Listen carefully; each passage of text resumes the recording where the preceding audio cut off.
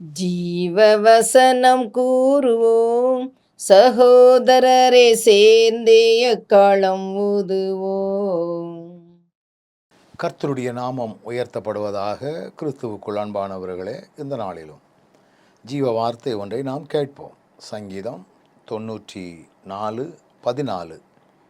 கர்த்தர் தம்முடைய ஜனத்தை நெகிழ விடாமலும் தம்முடைய சுதந்திரத்தை கைவிடாமலும் இருப்பார். 2 பதம் இதில் வருது. ஒன்று நெகிழ விடாமலும், இன்னொன்று கைவிடாமலும். நெகிழ விடாதல் அப்படின்னா தம்முடைய ஜனத்தை விட்டு விலகாமல் அப்படின்னு அர்த்தம்.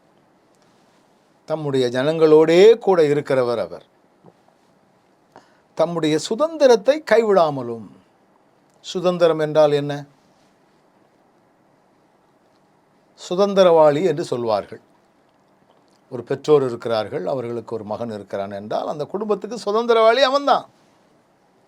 அப்போ ஆண்டவரும் அவருடைய பிள்ளைகளை இவர்கள் எனக்கு சுதந்திரவாளி என்று அவர் விரும்புகிறார், அழைக்கிறார்.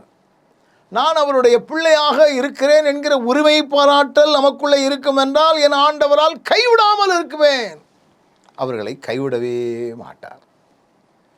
அவருடைய ஜனங்களோடும் கூட இருப்பார், அவர்களை விட்டும் விலகாமல் இருப்பார். அதே நேரத்தில் அவருடைய சுதந்திரத்தை, அவருக்கு சொந்தமானவர்களை, அவரால் தெரிந்து கொள்ளப்பட்ட ஜனங்கள், அவரை ஏற்றுக்கொண்ட ஜனங்களை அவர் கைவிடாமலும் இருப்பார்.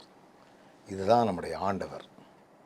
அவரை நம்பி வந்தவர்கள் ஒரு நாளும் சோரம் போனது கிடையாது. அவர் தெரிந்து கொண்ட ஜனங்கள் ஒரு நாளும் கீழானவர்கள் கிடையாது. ஆண்டவர் அவர்களை நேர்த்தியாக நடத்தக்கூடியவர், ஆச்சரியமாக நடத்தக்கூடியவர், அற்புதமாக நடத்தக்கூடியவர், மேன்மையாக நடத்தக்கூடியவர். அவர்தான் நம்முடைய ஆண்டவர். எத்தனை ஒரு பாக்கியம் அது! எத்தனை ஒரு சிலாக்கியம் அது!